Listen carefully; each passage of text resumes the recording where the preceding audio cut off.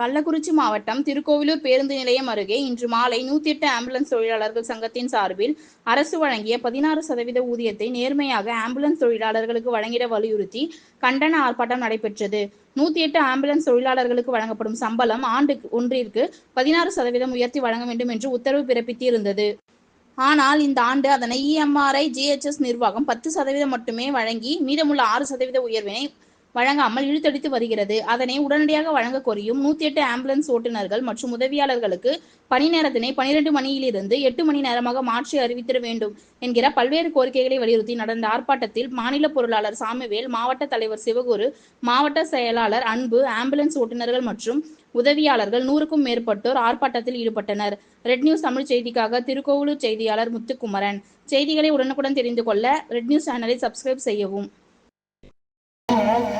அவர்கள் உயிரை காப்பாற்றுவதற்கு இந்த அரசாங்கம் எல்லாம் கேள்விப்படும் போது விவசாயிகளான, தொழிலாளர்களான, வியாபாரிகளான நமக்கு மனதில் மிகவும் கவலையை ஏற்படுத்துகிறது. அன்பார்ந்தவர்களே, வெள்ளட்டும் வெள்ளட்டும் ஆர்ப்பாட்ட கோரிக்கைகள் வெள்ளட்டும் வழங்கிட முழுமையாக வழங்கிட குறைக்காது, ஊதிய உயரை குறைக்காது, திருடாதே திருடாதே திருடாதே திருடாதே, ஊதிய உயரை திருடாதே. கண்டிக்கிறோம் கண்டிக்கிறோம், திராவிட மாடல் அரசை கண்டிக்கிறோம். அமல்படுத்து அமல்படுத்து,